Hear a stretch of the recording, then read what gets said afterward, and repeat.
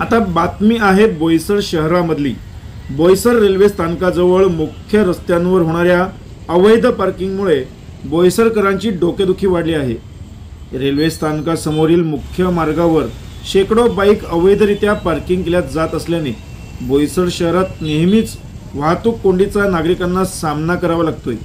त्यातच रस्त्यालगत करण्यात आलेल्या बाईक पार्किंगमुळे चालण्यासाठीही जागा नसल्याने बोईसर तारापूर औद्योगिक क्षेत्रात येणाऱ्या लाखो कामगारांना याचा मोठा नाहक त्रास सहन करावा लागतो। या अवैध बाईक पार्किंगवर कारवाई करण्यात यावी अशी मागणी आता स्थानिकांकडून जोर धरू लागली आहे। खरं म्हणजे गेल्या काही वर्षांपासून बोईसर शहरामध्ये मोठ्या प्रमाणात वस्त्यांमध्ये वाढ झाली आहे। त्यातच वाहनेही मोठ्या प्रमाणात वाढले आहेत। मात्र रस्त्यांच्या रुंदीकरणात वाढ झाली नाही, त्यामुळे या परिसरात मोठ्या प्रमाणात ट्रॅफिक जॅमची समस्या भेडसावत असते।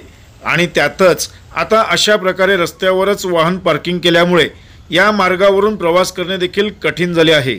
आता या मार्गावरून एसटी बससह अत्यावश्यक सेवा असलेल्या वाहनांना देखील ट्रॅफिकमध्ये अडकल्यामुळे पुढे पोहोचण्याकरिता वेळ लागत असतो। अमोल गजे, आता आपण बोईसर मधील नवापूर रस्त्यावरती उभे आहे स्टेशन परिसरामध्ये। आपल्या या स्टेशन परिसरामध्ये दिवसेंदिवस कितीतरी ट्रॅफिक वाढत आहे। त्या ट्रॅफिक वाढण्यासाठी खूप कारणीभूत आहेत। त्याच्यात झालंय असं की हे जे आसपास जे दुकानं आहेत या परिसरामध्ये, त्या दुकानामध्ये जे शॉपिंग करायला येत असतात माणसं, ते रस्त्यावरतीच वाहने लावतात। तुम्ही माझ्या मागे पण बघू शकता बघा, कितीतरी वाहने रस्त्यावरतीच उभे आहेत। तर त्याच्यामुळे या ठिकाणी जास्त वाहतूक होते। MIDCतून संध्याकाळी 5 ते 6 वाजता जे कामगार सुटतात ते ट्रेन पकडण्यासाठी अक्षरशः या ठिकाणून धावत जात असतात। एवढी वाहतूक असते। काही लोक तर रिक्षामधून उतरतात आणि धावत जातात आणि ट्रेन त्यांची सुटेना तोपर्यंत ते धावतच असतात। मला सांगायचं एकच आहे की याच्यावरती काहीतरी उपाययोजना म्हणून वाहतुकीचे जे नियम आहेत ते थोडे कडक करावेत व काही कारवाया कराव्यात। दुसरा असा प्रश्न आहे, बोईसर मधील जे मधुर हॉटेल आहे त्या परिसरात जो सिग्नल लावलेला आहे शासनाने, तो सिग्नल अजूनपर्यंत चालू करण्यात आलेला नाहीये। त्याला कारण पण असं आहे की त्या ठिकाणच्या परिसरात जे खड्डे पडलेले आहेत, मी वारंवार शासनाकडे त्याची मागणी करतो की खड्डे बुजवावेत। ते ऐकतात पण खड्डे पण बुजवतात, पण परत तेच खड्डे पडतात।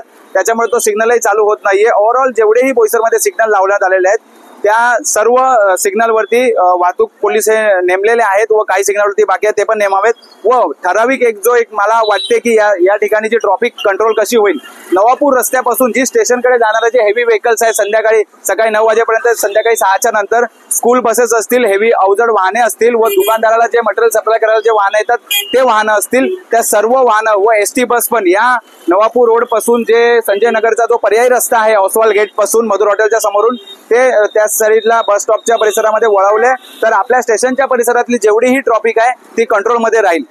आपण म्हणतो की बोईसर शहरामध्ये एवढी मोठी इंडस्ट्रियल झोन आहे, एवढा मोठा आपला टर्नओव्हर आहे, लाखो कोटी रुपयांचा टर्नओव्हर आहे, पण आज जो मूलभूत कारण आहे तो आहे समस्या बघितला खालच्या पातळीवर, तो आहे ट्रॅफिकची समस्या।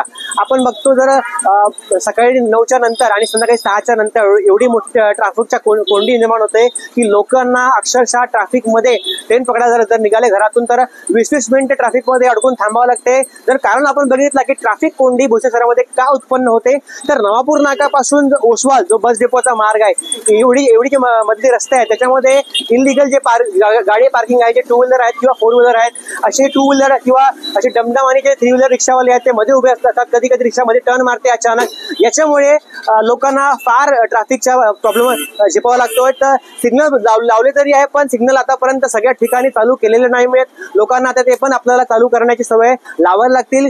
खासकर काहीतरी उपाययोजना खालच्या पातळीवर लोकांच्या ट्रॅफिकच्या समस्या दूर करण्यासाठी प्रशासनाने दूर केल्या पाहिजे। कारण वाहतूक कोंडीमुळे एखादा जीव पण जाऊ शकतो। एखादा डिलिव्हरीची महिला अडकली असेल, तिला एखादा हॉस्पिटल जायचं जर आला असेल तर ती ट्रॅफिक मध्ये अडकून राहिली तर ती टायमामध्ये हॉस्पिटल पण जाऊ शकत नाही। तर आपण जर बघितला तर जो मुख्य ट्रॅफिकचा कोंडी निर्माण होतो तो नवापूर नाक्यापासून ते ओसवाल बस डेपो तिथले जे मतदार असतात त्याच्यामध्ये काहीतरी उपाययोजना एक चांगल्या प्रमाणे प्रशासनाने केल्याचे गरजेचं आहे।